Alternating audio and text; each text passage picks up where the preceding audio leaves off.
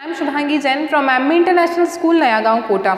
Today we will start chapter number 7 of your history portion, that is development of new religious ideas. Chapter number 7, development of new religious ideas. In this chapter we will understand about how new religions developed in India.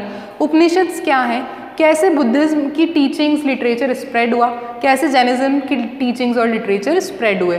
So let's start with our chapter introduction. During the 6th century BC, the society developed a rigid caste system and strict traditions set by Hindus. Religious worship became a complex, ritualistic and expensive affair.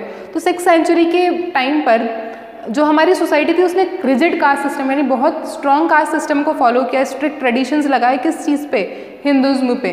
तो इसी वजह से religious को worship करना बहुत complex situation हो चुकी थी. With the growth of town, cities and trades, new social groups emerge. अब जैसे जैसे टाउन्स इंक्रीज हो रहे थे, सिटीज़ की ग्रोथ हो रही थी, तो नए सोशल ग्रुप्स भी इमर्ज हो रहे थे.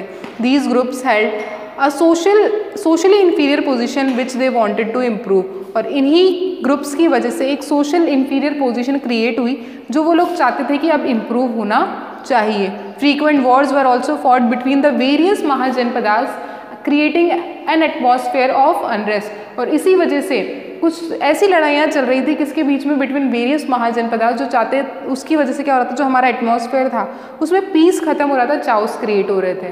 Dissatisfied with the prevailing conditions, people began to search for alternatives.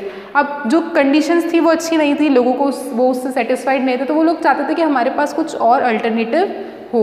Many new religions sprang up during this period. और इसी वजह से उस पीरियड में बहुत सारे रिलीजन्स उभर कर आए. ऑफ दीज बुद्धिज्म और जैनिज्म, ये जो थे ये बहुत लॉन्ग टाइम तक सर्वाइव कर पाए. Many of these new religions and philosophical ideas are mention in Upanishads and the Buddhist and Jain text. और इसी वजह से उस टाइम जो नए रिलीजन्स, उनसे रिलेटेड आइडियाज़, जो फिलोसफिकल आइडियाज़ जो मेंशन किए गए कहाँ पे, उपनिषद्स में, बुद्धिस्ट और जैन टेक्स्ट में. Religions like Buddhism and Jainism met the needs of the people at that time. उस टाइम पे लोगों की नीड्स को कौन फुलफिल कर रहा था, बुद्धिज्म और Jainism. Common people did not want to perform expensive ceremonies which involve sacrificing cattle and produce. जो जनरल लोग थे वो इतने एक्सपेंसिव जो ट्रेडिशंस थे उनको फॉलो नहीं कर पाते थे, कि जैसे कैटल्स को सेक्रीफाइस करना, और इन कैटल्स की कॉस्टिंग बहुत लगती थी.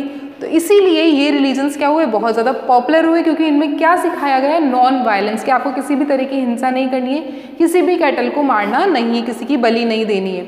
Did not believe in expensive ceremonies. इन दोनों रिलीजन्स में एक्सपेंसिव सेरेमनीज को प्रेफर नहीं किया जाता था. ये रिजेक्ट करते थे किसी भी तरह के वैदिक टेक्स्ट को और कास्ट सिस्टम को. तो इसलिए क्या थे, ये दोनों रिलीजन, बुद्धिज्म और जैनिज्म, ये काफ़ी इनएक्सपेंसिव थे, कम कॉस्ट लगती थी, ना बड़ी बड़ी और सेरेमनीज ऑर्गेनाइज करनी पड़ती थी, ना ही किसी कैटल की बलि देनी पड़ती थी.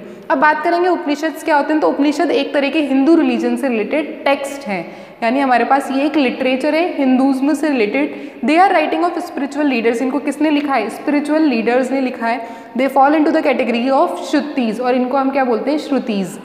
It is believe that shrutis are the words of God. और माना जाता है कि ये जो श्रुतीज, ये उपनिषद हैं, ये किसके थ्रू लिखे गए हैं, ये डायरेक्ट किसके वर्ड्स हैं, गॉड के वर्ड्स हैं. The term Upanishad means to sit at the feet of the teacher to receive the teachings. Upanishad का मतलब ये है कि अपने गुरु के चरणों में बैठो और उनसे क्या लो, ज्ञान लो. उप मीन्स नियर. उप मीन्स क्या होता है, नियर यानी पास, और नी मीन्स डाउन, नीचे, और शद मीन्स सिट. तो नीचे बैठो किसके पास, अपने गुरु के पास. So the term Upanishad literally means to sit down near, पास में बैठना. The Upanishads are a set of book composed in Sanskrit. ये बुक्स जो हैं वो कौन सी लैंग्वेज में लिखी गई हैं, संस्कृत लैंग्वेज में. इनमें जो कन्वर्सेशन है वो किसके बीच में, एक तरह से कन्वर्सेशन दिखाई गई है गुरु और शिष्य के बीच में, which are presented in the form of dialogue, जिनको डायलॉग की फॉर्म्स में रिप्रेजेंट किया गया है. Most historians and scholars believe that there are 108 Upanishads, out of which 11 are more important. ज़्यादातर जो हिस्टोरियंस और स्कॉलर्स हैं उनका मानना ये है कि 108 उपनिषद से भी ज़्यादा हैं, जिनमें से 11 सबसे ज़्यादा इम्पॉर्टेंट उपनिषद्स हैं. उनके नाम है ऐतरेय उपनिषद, छंदोग्य उपनिषद, गाथा उपनिषद, ईसा उपनिषद, कैना उपनिषद एंड श्वेतस्वात्रा उपनिषद, मंदुक्य उपनिषद, बृहद्रण्यका उपनिषद, तैत्तिरीय उपनिषद, प्रश्ना उपनिषद और मुंडका उपनिषद. ये 11 मोस्ट इंपॉर्टेंट उपनिषद्स हैं. The Upanishads are more spiritual and philosophical than the Vedas. ये जो उपनिषद होते हैं ये वेद जो हैं हमारे उनसे भी ज़्यादा फिलोसफिकल और स्पिरिचुअल हैं। They do not give much importance to the ritual and sacrifice. उनका मानना ये नहीं, जो उपनिषद है उनमें ये चीज़ को फॉलो नहीं किया जाता है कि किसी का सेक्रीफाइस करो, किसी रिचुअल को फॉलो करो। ये एम्फेसाइज करते हैं किस चीज़ पे कि जेनरसिटी दिखाओ, लोगों के लिए क्या दिखाओ, आप अपनी कर्टसी दिखाओ, कंपैशन दिखाओ, उनके लिए दया दिखाओ, अपनी ब्रेवरी दिखाओ और लोगों को क्या दो, रिवॉर्ड्स दो।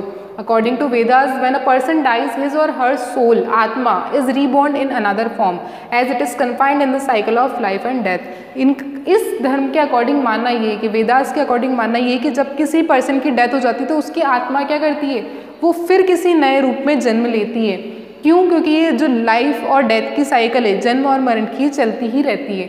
According to the Upanishads, the Atma can gain moksha, freedom from the cycle of life, by uniting with the Brahman, the universal soul, Brahma.